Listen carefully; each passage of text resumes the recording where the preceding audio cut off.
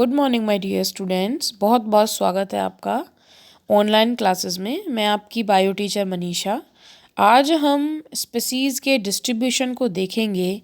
आज कुछ हम डाटाबेस जो है इस चैप्टर में पढ़ेंगे कि कितनी स्पीसीज़ हैं जो अर्थ पे हैं और उसके कंपैरिजन में इंडिया में कितनी स्पीसीज़ हैं, इंडिया का कौन सा नंबर आता है स्पीसीज़ में अगर हम पूरे वर्ल्ड को कंपेयर करें। तो बहुत ही इंटरेस्टिंग सा और एक्सपेक्टेड क्वेश्चंस बनते हैं इस टॉपिक में से। डाटा आपको अंडरलाइन करना है, अच्छे से याद करना है। ठीक है, क्या है हमारा topic? How many species are there on earth and how many in India. ठीक है, पूरे अर्थ पे कितनी स्पीसीज हैं और इंडिया के अंदर कितनी हैं। Since there are publish record of all species discovered and name, जितनी भी स्पीसीज़ खोजी जाती हैं, जिनकी नेमिंग की जाती है, उन सब का रिकॉर्ड हमारे पास है। We know how many species in all have been recorded so far. बहुत सारी स्पीसीज़ हैं जो हमने अब तक रिकॉर्ड कर चुके हैं, but it is not easy to answer the question of how many species there are on earth. अगर कोई हमसे ये पूछे कि आपने कितनी स्पीसीज़ रिकॉर्ड की फॉर्म में रखी हुई हैं, कितनी आपने डिस्कवर कर ली हैं, नेमिंग कर ली है, उनके बारे में पढ़ लिया, तो हम बता सकते हैं। लेकिन कोई अगर हमसे ये पूछे कि how many species are on earth, पृथ्वी पे कितनी स्पीसीज हैं, तो शायद इसका आंसर हम ना दे पाएँ। ठीक है, अकॉर्डिंग टू IUCN। IUCN क्या है बेटा? International union of conservation of nature and natural resources. ठीक है, international union for conservation of nature and natural resources. इसके अकॉर्डिंग ये 2004 में बनी थी कमेटी। ये सारा रिकॉर्ड रखती है कि कितनी स्पीसीज़ ख़त्म हो गई हैं, कितनी स्पीसीज़ ख़त्म होने वाली हैं, कितनी स्पीसीज़ ऐसी हैं जिनके बारे में अभी हम जो है डाटा नहीं है हमारे पास, रिकॉर्ड नहीं है। सारी इन्फॉर्मेशन रखती है IUCN। तो मैं आपको बाद में अलग टॉपिक है इसका, उसमें कराऊंगी। The total number of plant and animal species describe so far slightly more than 1.5 million. But we have no clear idea how many species are yet to be discovered and described. अगर हम IUCN की बात करें तो उसने बताया है कि टोटल प्लांट और एनिमल स्पीसीज जो हैं वो 1.5 मिलियन से ज़्यादा हैं। ठीक है, बट हमारे पास कोई क्लियर कट डाटा नहीं है कि कितनी स्पीसीज हमने खोज ली हैं। अभी भी मतलब खोजनी बाकी हैं और डिस्कवर्ड करनी बाकी हैं। ठीक है, estimates vary widely from many of them are only educated guesses. अलग अलग जो साइंटिस्ट हैं, अलग अलग जो कंट्रीज़ हैं, उनके अलग अलग अपने डाटाज़ हैं कि इतनी जो है स्पीसीज़ हमने अब तक हम खोजी जा चुकी हैं या इतनी खोजनी है। इसमें वेरिएशंस हैं, कोई फिक्स डाटा नहीं है हमारे पास। How many taxonomic group species inventor are more complete in temperate than tropical countries. ठीक है, for many taxonomic groups. Taxonomic group जानते हो ना आप, ये वही है, species, genera, class, order, family, वही है ये। For many taxonomic groups species inventors are more complete in temperate than tropical countries. Tropical और टेम्परेट कंट्रीज़ में कंपैरिजन तो चलता ही रहता है स्पीसीज डाइवर्सिटी को लेके। और जो हमारे ट्रॉपिकल रीजन्स हैं वो काफ़ी ज़्यादा रिच हैं। किस में रिच हैं? वो बहुत ज़्यादा रिच हैं बेटा, किस चीज़ में? डाइवर्सिटी में। ये भी आएगा बाद में। ठीक है, बहुत ही बढ़िया ये क्वेश्चन बनता है इसमें से कि why the tropical regions are having much more diversity in comparison to temperate regions. तो इसको स्टडी करेंगे अभी हम। Considering that an overwhelmingly large proportion of the species waiting to be discovered are in tropics। ठीक है, बहुत ज़्यादा जो स्पीसीज हैं वो जो खोजी जानी बाकी हैं वो ट्रॉपिकल रीजन्स में हैं। Biologist make an statistical comparison of temperate and tropical region species richness. जो साइंटिस्ट हैं उन्होंने कंपेयर किया है कि ट्रॉपिकल और टेम्परेट रीजन्स में स्पीसीज़ की रिचनेस क्या है, कितनी ज़्यादा स्पीसीज़ हैं वहाँ पर। तो हमने क्या देखा बेटा? Studies group of insect and extrapolate the ratio of group of animals. ये तो कुछ और आ गया है।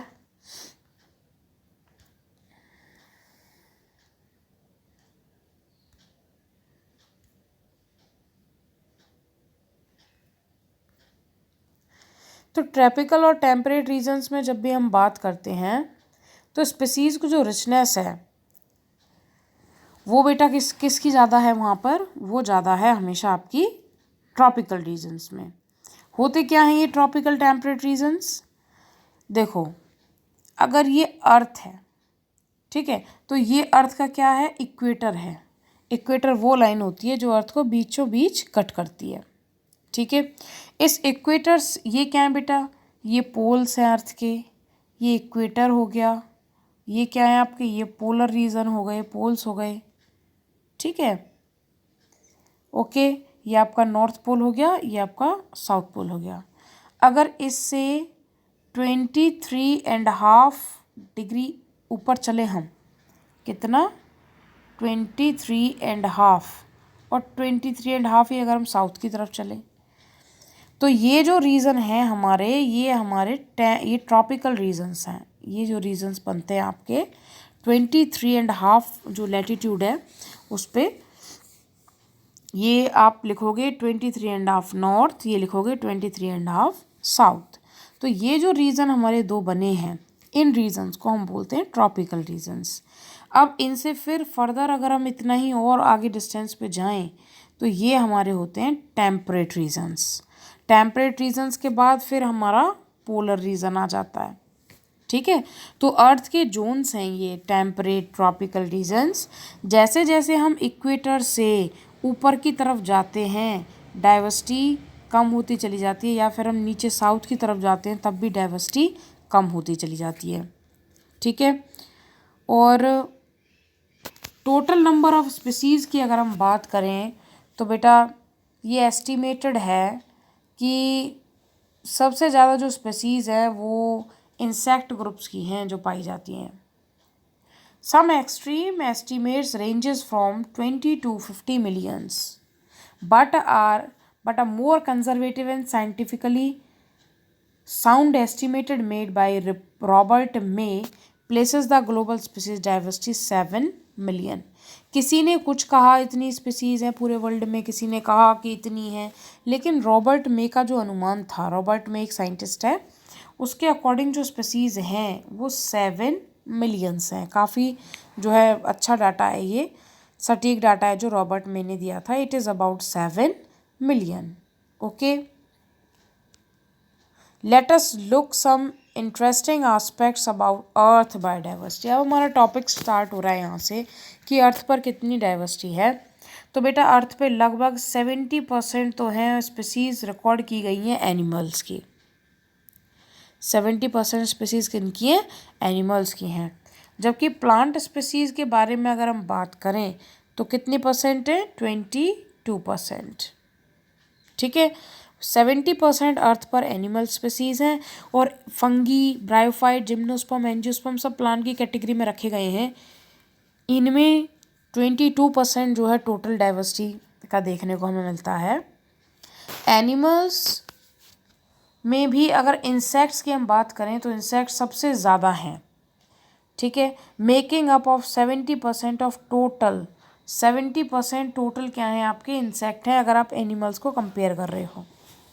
उसमें से that mean out of every 10 animal in the planet 7 are insects. मतलब मैंने ये कहा है कि जो अर्थ के ऊपर एनिमल्स हैं वो 70% हैं, 22% उसमें प्लांट्स हैं, ठीक है। तो बेटा जो ये 70% आपने एनिमल्स लिए हैं इनमें भी 70% क्या हैं आपके इंसेक्ट्स हैं, ठीक है। आगे बात समझ में, इसका मतलब ये हुआ कि हर 10 एनिमल के अगर हम कंपैरिजन करें तो 7 जो हैं इंसेक्ट्स हमारे अर्थ पर प्रेजेंट हैं। Again how do we explain this enormous diversification of insects. कैसे हम इस इनॉर्मस डाइवर्सिफिकेशन मतलब अलग अलग तरह के इंसेक्ट जो हैं इन्हें हम एक्सप्लेन करें। The total number of fungi species in the world is more than as combined total species. Fungus जो हैं वो प्लांट किंगडम में जैसे यहाँ पे बताया गया है उसमें सबसे ज़्यादा हैं फिश, एम्फीबियंस, रेप्टाइल्स और मैमल्स को अगर कंपेयर किया जाए तो फंगस सबसे ज़्यादा है, ठीक है बेटा। पाई चार्ट दिए हुए हैं एनसीईआरटी में, कुछ बहुत ही इम्पोर्टेंट हैं पाई चार्ट्स, तो थोड़ा सा पाई चार्ट को स्टडी कर लेते हैं। मोबाइल व्यू कैसे नहीं आ रहा, वो कैसे नहीं आ रहा इसका। पाई चार्ट्स दे रखे हैं बेटा इसमें, तो एक एक करके हम पाई चार्ट्स को स्टडी करेंगे। वेरी वेरी इंपॉर्टेंट है ये पाई चार्ट आपके। यहाँ देखिए,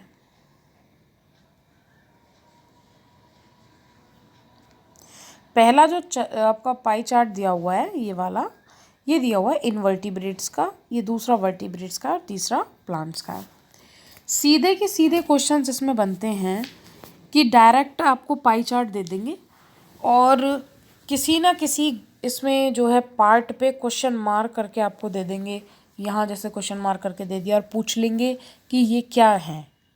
ठीक है, तो बेटा पाई चार्ट का इतना बढ़िया रिवीजन होना चाहिए कि बिल्कुल मतलब टिप्स पे हो जाना चाहिए। ये कोई बनाने को बोले तो 2 मिनट में बना के रख दो। ठीक है ना। तो इनवर्टिब्रेट्स में आप देखिए, इनवर्टिब्रेट्स जो हैं उनमें सबसे ज़्यादा कौन है, इंसेक्ट्स हैं। ठीक है, उसके बाद सेकंड नंबर पे अदर एनिमल ग्रुप हैं, थर्ड पे मोलस्क हैं और फोर्थ पे क्रस्टेशियंस हैं। तो इनवर्टिब्रेट्स में भी सबसे ज़्यादा नंबर जो हम देख रहे हैं वो किनका है, इंसेक्ट्स का है। इनवर्टिब्रेट्स वो होते हैं जिनके अंदर वर्टिब्री कॉलम या बोन्स वगैरह नहीं होती हैं। ओके ना, वर्टिब्रेट्स की अगर हम बात करें तो वर्टिब्रेट्स में देखो आप सबसे ज़्यादा कौन है, फिशेस हैं।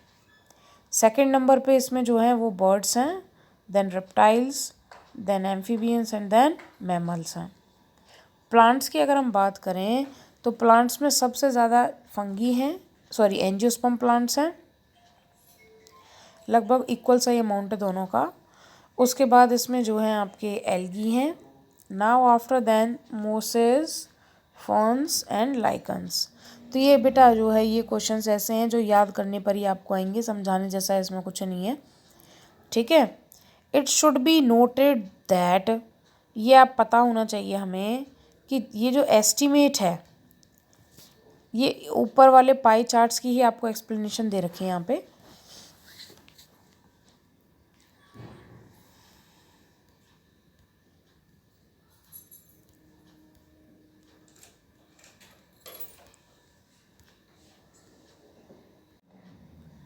अभी तक भी हमें जो पाई चार्ट हमने ऊपर पढ़े हैं इनमें से हमने प्रोकैरियोट्स का कोई पाई चार्ट नहीं देखा है। हमें नहीं पता है कि प्रोकैरियोट जो हैं वो कितने हैं। बायोलॉजिस्ट श्योर नहीं है कि how many prokaryote species are there on earth. लेकिन और बेटा देखो, प्रोकैरियोट्स हैं भी बहुत स्मॉल, तो इनको आइडेंटिफाई करना भी बड़ा मुश्किल है, इनके नंबरिंग करना भी बड़ा मुश्किल हो जाता है। तो अब ये भी नहीं पता कि लैब में कितने जो हैं माइक्रो ऑर्गेनिज्म्स और बन रहे हैं। तो कन्वेंशनल जो तरीके हैं वो हमारे पास सही नहीं है किस तरीके से हम इनका एस्टिमेट करें।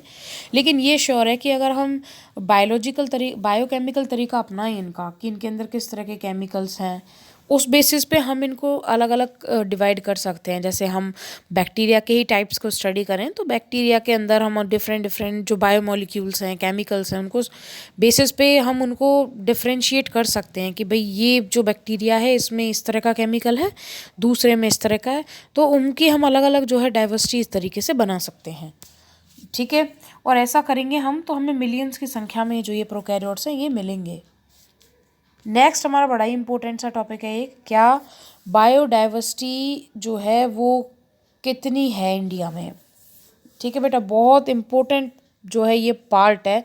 सो प्लीज़ ध्यान से अंडरलाइन करना एनसीईआरटी में अपने जितने भी इसमें डाटा आ रहे हैं। इंडिया की अगर हम ज्योग्राफिकल एरिया की बात करें, पूरे अर्थ में अगर भारत के एरिया को हम देखें तो वो सिर्फ और सिर्फ 2.4% है पूरे वर्ल्ड का। ठीक है, लेकिन अगर इस इतने छोटे से एरिया की डाइवर्सिटी अगर हम देखें अर्थ के कंपैरिजन में, पूरे वर्ल्ड के कंपैरिजन में, वो है 8.1%।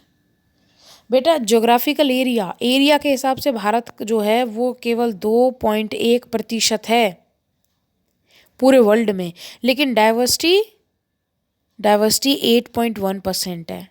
तो एरिया इतना कम 2.1% और पूरे वर्ल्ड के कंपैरिजन में डाइवर्सिटी 8.1%। इंडिया एक मेगा डाइवर्सिटी नेशन है। हमारे इसमें अर्थ पे 12 मेगा डाइवर्सिटी नेशन है जिनमें हमारा इंडिया भी इंक्लूड है। हमारे इंडिया में लगभग 45,000 स्पीसीज़ किसकी हैं, प्लांट्स की, और इससे दुगनी स्पीसीज़ किसकी हैं बेटा, एनिमल्स की हैं, लगभग 90,000। ठीक है, क्या चीज़ें याद करनी है, जोग्राफिकल एरिया कितना है 2.1, ग्लोबल डाइवर्सिटी कितनी है, ग्लोबल डाइवर्सिटी के कंपैरिजन में इंडिया की डाइवर्सिटी क्या है 8.1। ठीक है, इंडिया एक मेगा डाइवर्सिटी नेशन है, 12 टोटल मेगा डाइवर्सिटी नेशन है, उनमें से इंडिया भी उनमें शामिल है। हमारे इंडिया में 45,000 स्पीसीज प्लांट्स की हैं और उससे कहीं दुगनी एनिमल्स की हैं। How many living species are actually they are waiting to be discovered and named. और हमें इतना नहीं पता है अभी भी कि अभी भी भारत में कितनी ऐसी स्पीसीज हैं जिन्हें अभी खोजा जाना है और जिनके बारे में डिस्क्राइब करना बाकी है, नेमिंग करनी बाकी है। If we expected, if we accept, not expected, if we accept May, what is May here? Roberts में साइंटिस्ट का नाम आ रहा है जिसने ये बताया था कि 7 जो है मिलियंस के करीब टोटल जो है आपकी स्पीसीज़ हैं अर्थ पे। तो उसके ग्लोबल एस्टिमेट के बारे में अगर हम बात करें तो 22% of total species has been recorded so far. अब तक 22% ही स्पीसीज़ हैं जिनको हम खोज चुके हैं पूरे वर्ल्ड में। ठीक है, और इसी कंसेप्ट को अगर हम भारत में लगाएं तो बहुत सारी स्पीसीज़ हैं जो आज भी खोजी जानी बाकी हैं। और कंपैरेबली हम जो देखें तो हम जो है 1 lakh plant species, more than 3 lakh animal species yet to be discovered and described। ठीक है, अगर रॉबर्ट मे की कंपैरिजन में हम चलें तो वो ये कहता है कि अभी भी 1 लाख प्लांट स्पीसीज़ और 3 लाख जो हैं आपके एनिमल स्पीसीज़ आज भी खोजी जानी बाकी हैं। ठीक है, would we ever able to complete the inventory of biological wealth of our country. क्या हम अपने भारत के, अपने पूरे वर्ल्ड के इस खजाने को जो स्पीसीज डाइवर्सिटी की फॉर्म में हमारे पास है कभी खोज पाएंगे।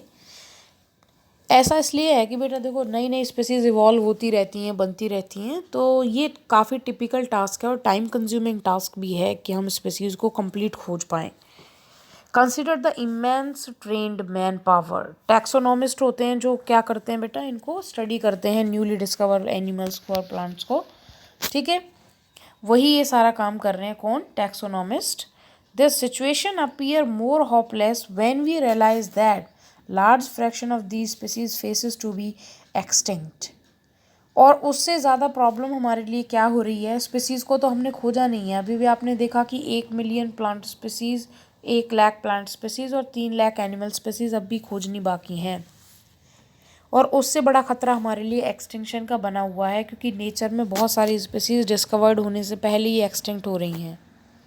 Natures biological library is burning even before we catalogue the titles of all books stocked here. बहुत सारी डाइवर्सिटी, बहुत सारी स्पीसीज़ जो है वो कंप्लीट डिस्कवर्ड होने से पहले ही एक्सटिंक्ट हो रही हैं।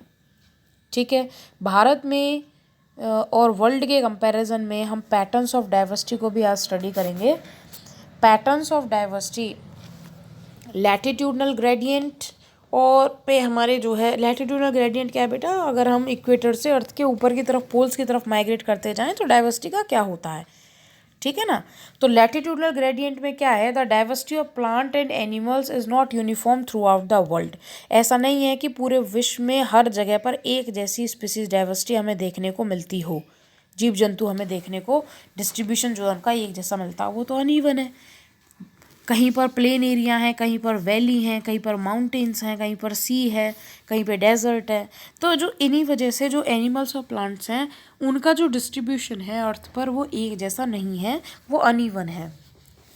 ठीक है, तो इसमें अनइवन हम अर्थ के कंपैरिजन में स्टडी करके चलेंगे। देखो बेटा, इक्वेटर से अगर हम पोल की तरफ जाते हैं तो स्पीसीज़ का जो नंबर है, जो स्पीसीज़ रिचनेस है, डाइवर्सिटी है, वो कम होती चली जाती है। स्पेशली हम यहाँ पे स्पीसीज़ डाइवर्सिटी ना कह के स्पीसीज़ का डिस्ट्रीब्यूशन वर्ड यूज़ करेंगे। तो जैसे ही अर्थ के इक्वेटर से आप, ये इक्वेटर है, इक्वेटर से आप पोलर रीजन्स की तरफ चलोगे तो स्पीसीज़ डिस्ट्रीब्यूशन कम होता चला जाता है। कुछ एग्जांपल्स के साथ हम इसे स्टडी करेंगे। यहाँ देखो, ये जो है लैटिट्यूडनल रेंज जो है 23.5 नॉर्थ एंड 23.5 साउथ की तरफ हम चलें तो वो हमारे जो हैं क्या हैं, harbours more species than temperate and polar regions. मैंने आपको पहले ही बताया, एक बार और मैं आपको रिमाइंड करा देती हूँ। अगर ये अर्थ है और ये इसका इक्वेटर है, ये इसका नॉर्थ पोल है और ये इसका साउथ पोल है, तो बेटा हम कितने लैटिट्यूड पे जाएं, 23.5 साउथ में और 23.5 अगर हम नॉर्थ में जाएं, मतलब ये इतना हम जाएं ऊपर पोल्स की तरफ, तो ये हमारे ट्रॉपिकल रीजन्स हैं और यहाँ पर स्पीसीज डाइवर्सिटी काफ़ी ज़्यादा होती है।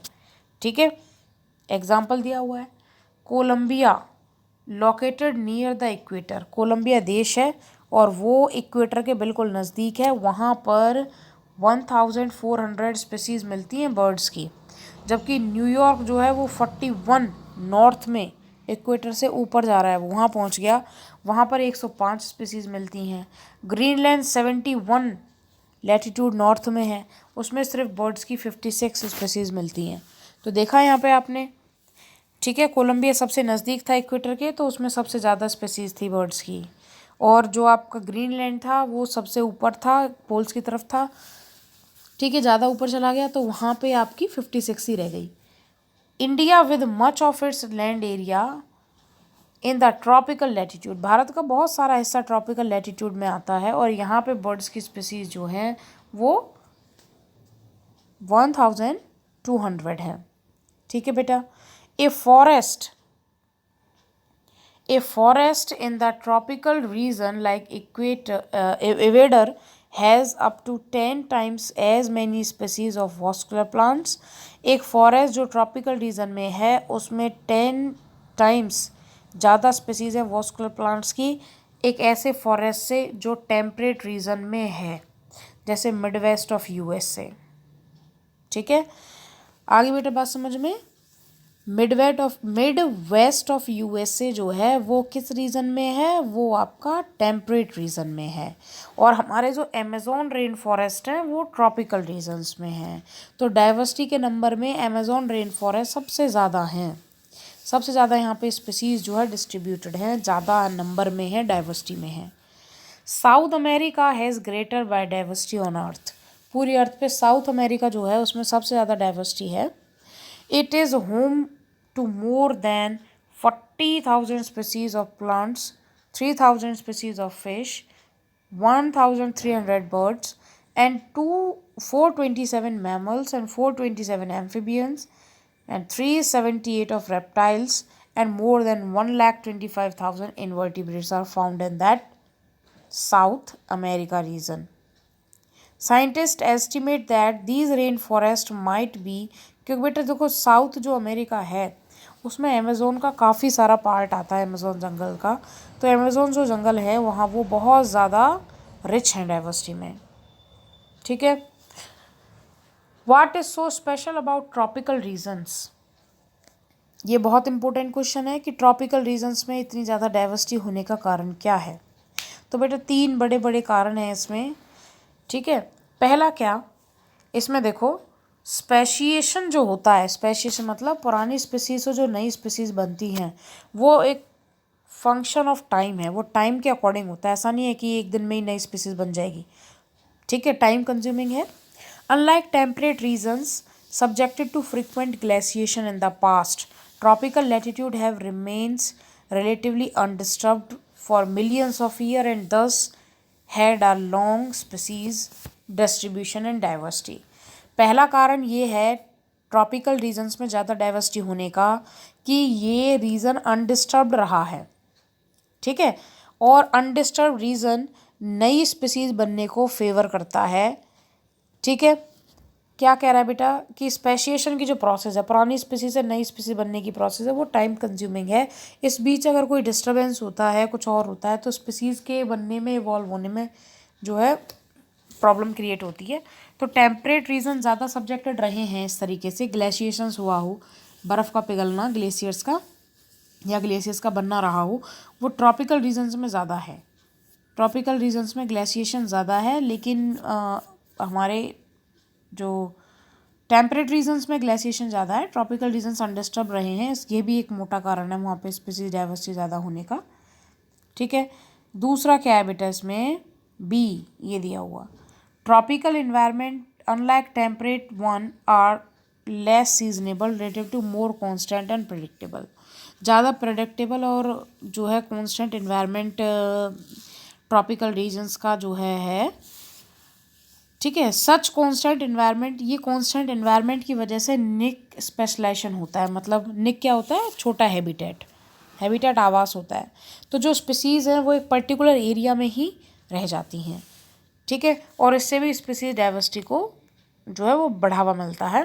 थर्ड पॉइंट क्या है, there is more solar energy available. ये तो सबसे इम्पोर्टेंट रीज़न है कि ट्रॉपिकल रीजन्स पे सनलाइट जो है वो बहुत ज़्यादा अवेलेबल होती है। ट्रॉपिकल रीजन्स पे, टेम्परेट रीजन्स पे सनलाइट इतनी ज़्यादा नहीं होती है। तो ये भी एक बड़ी वजह है कि यहाँ पे प्रोडक्टिविटी बहुत ज़्यादा है, क्योंकि जितनी ज़्यादा सनलाइट मिलेगी उतनी ही ज़्यादा प्लांट्स होंगे, प्लांट्स उतना ही ज़्यादा फूड प्रिपेयर करेंगे तो उतने ही ज़्यादा बेटा एनिमल्स होंगे जो प्लांट पर डिपेंड होंगे। तो आज के लिए हम सिर्फ इतना ही करते हैं। Thank you so